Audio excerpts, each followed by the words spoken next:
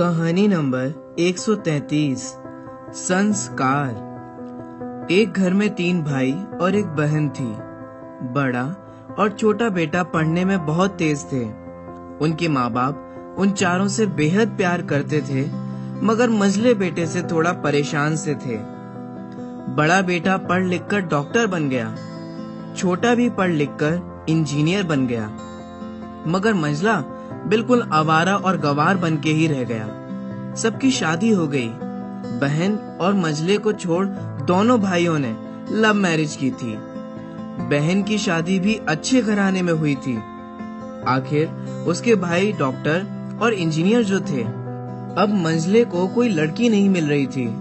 बाप भी परेशान और माँ भी। बहन जब भी मायके आती सबसे पहले छोटे भाई और बड़े भाई से मिलती, मगर मंझले से कम ही मिलती थी, क्योंकि वह ना तो कुछ दे सकता था और ना ही वह जल्दी घर पे मिलता था। वैसे वह दिहाड़ी मजदूरी करता था। पढ़ नहीं सका तो नौकरी कौन देता। मंझले की शादी किए बिना बाप गुजर गए। माँ ने सोचा कहीं यह बंटवारे की बात ना निकले, इसलिए अपने ही गांव से एक सीधी सादी लड़की से मंझले की शादी करवा दी। शादी होते ही ना जाने क्या हुआ कि मंझला बड़े लगन से काम करने लगा। दोस्तों ने कहा, ए चंदू, आज अड्डे पे आना। चंदू बोला, आज नहीं, फिर कभी। दोस्तों ने कहा, अरे तू तो शादी के बाद जैसे बीवी का गुलाम ही हो गया हो। चंदू बोला, अरे नहीं, ऐसी बात नहीं है। कल मैं अकेला एक पेट था तो अपने रोटी के हिस्से का कमा लेता था। अब 2 पेट हैं आज, कल और हो जाएंगे। घर वाले मुझे नालायक कहते हैं, इसमें कोई बात नहीं, मगर मेरी पत्नी मुझे कभी नालायक कहे तो मेरी मर्दानगी पर एक भद्दी गाली है, क्योंकि एक पत्नी के लिए उसका पति उसका घमंड, इज्जत और उम्मीद होता है। उसके घर वालों ने भी तो मुझ पर भरोसा करके ही तो अपनी बेटी दी होगी, फिर उनका भरोसा कैसे तोड़ सकता हूँ। दोस्तों, कॉलेज में नौकरी की डिग्री मिलती है और ऐसे संस्कार माँ बाप के साथ रहने से मिलते हैं। इधर घर पे बड़ा और छोटा भाई और उनकी पत्नियां मिलकर आपस में फैसला करते हैं कि जायदाद का बंटवारा हो जाए, क्योंकि हम दोनों लाखों कमाते हैं, मगर मंझला ना के बराबर कमाता है। माँ ने साफ मना कर दिया कि ऐसा नहीं होगा। माँ के लाख मना करने पर भी बंटवारे की तारीख तय हो जाती है। बहन भी आ जाती है, मगर चंदू है कि काम पे निकलने के लिए बाहर आता है। उसके दोनों भाई पकड़कर उसे भीतर लाकर बोलते हैं कि आज तो रुक जा, बंटवारा कर ही लेते हैं। वकील कहता है कि ऐसा नहीं होगा, साइन करना पड़ेगा। चंदू बोलता है, तुम लोग बंटवारा करो, मेरे हिस्से में जो देना है दे देना, मैं शाम को आकर अपना बड़ा सा अंगूठा चिपका दूंगा। बहन बोलती है, अरे बेवकूफ, तू गंवार का गंवार ही रहेगा। तेरी किस्मत अच्छी है कि तुझे इतने अच्छे भैया मिले हैं। माँ बोलती है, अरे चंदू, आज रुक जा। बंटवारे में कुल 10 बीघा जमीन में दोनों भाई 5-5 रख लेते हैं और चंदू के लिए पुश्तैनी घर छोड़ देते हैं। तभी चंदू जोर से चिल्लाता है, अरे फिर हमारी छुटकी का हिस्सा कौन सा है। दोनों भाई हंस करके बोलते हैं, अरे मूर्ख, बंटवारा भाइयों में होता है और बहनों के हिस्से में सिर्फ उसका मायका ही है। चंदू बोलता है, अच्छा, शायद पढ़ा लिखा ना होना भी मूर्खता ही है। ठीक है, आप दोनों ऐसा करो, मेरे हिस्से की वसीयत मेरी बहन छुटकी के नाम कर दो। दोनों भाई आश्चर्यचकित होकर बोलते हैं, और तू? चंदू माँ की ओर देखकर मुस्कुराकर बोलता है, मेरे हिस्से में माँ है ना। फिर अपनी बीवी की ओर देखकर बोलता है, क्यों चंदुनी जी, क्या मैंने गलत कहा। चंदुनी अपनी सास से लिपटकर कहती है, इससे बड़ी वसीयत क्या होगी मेरे लिए कि मुझे माँ जैसी सासू मिली और बाप जैसा ख्याल रखने वाला पति। बस यही शब्द थे जो बंटवारे को सन्नाटा में बदल दिया। बहन दौड़ करके अपने गंवार भैया से गले लगाकर रोते हुए कहती है कि माफ कर दो भैया, क्योंकि मैं समझ ना सकी आपको।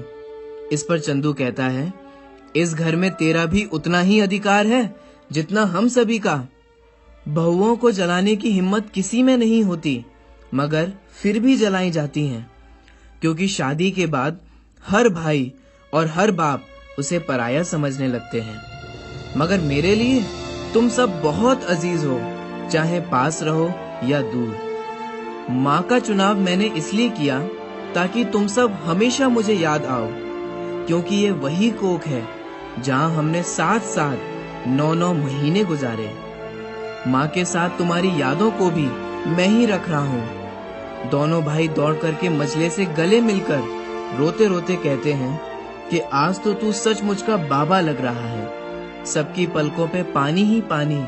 सब एक साथ फिर से रहने लगते हैं। दोस्तों, एक बार सोचना कि हम क्या से क्या हो गए हैं। एक वो दौर था जब पति भाभी को आवाज लगाकर अपने घर आने की खबर पत्नी को देता था। पत्नी की छनकती पायल और खनकते कंगन बड़े उतावलेपन के साथ पति का स्वागत करती थी। बाऊजी की बातों का हाँ बाऊजी, जी बाऊजी के अलावा जवाब नहीं होता था। आज बेटा बाप से बड़ा हो गया है, रिश्तों का केवल नाम रह गया है। ये समय समय की नहीं, समझ समझ की बात है।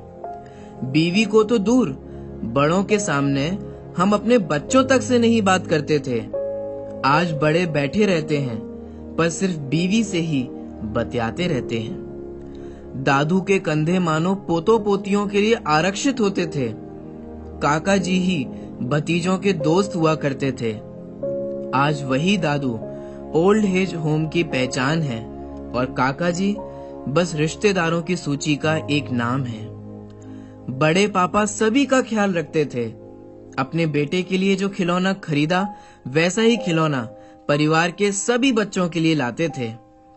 ताऊ जी आज सिर्फ पहचान बनकर रह गए और छोटे भाई के बच्चे पता नहीं कब जवान हो गए।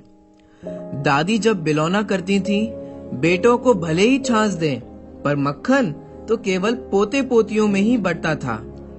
दादी के बिलौने ने पोतों की आस छोड़ दी, क्योंकि पोतों ने अपनी राह अलग मोड़ दी। राखी पर बुआजी आती थीं, घर में नहीं मोहल्ले में फूफा जी को चाय नाश्ते पर बुलाते थे। अब बुआ जी बस दादा दादी के बीमार होने पर आते हैं। किसी और को उनसे मतलब नहीं, चुपचाप नया नीर बरसाकर वो भी चले जाते हैं। शायद मेरी इस वीडियो का कोई महत्व ना हो और कोई असर ना हो, पर कोशिश करना इस भीड़ में खुद को पहचानने की। हम जिंदा हैं या बस जी रहे हैं, ये समय समय की नहीं, समझ समझ की बात है। अंग्रेजी ने अपना स्वांग रच दिया। शिक्षा के चक्कर में हमने संस्कारों को ही भुला दिया। वैसे बालक की प्रथम पाठशाला परिवार व पहला शिक्षक उसकी माँ होती थी। आज परिवार ही नहीं रहे तो पहली शिक्षक का क्या काम। ये समय समय की नहीं, समझ समझ की बात है। दोस्तों, अगर आपको ये वीडियो अच्छा लगा हो तो इसे लाइक करें, इसे कमेंट करें तथा इसे अपने अन्य दोस्तों के साथ शेयर अवश्य करें।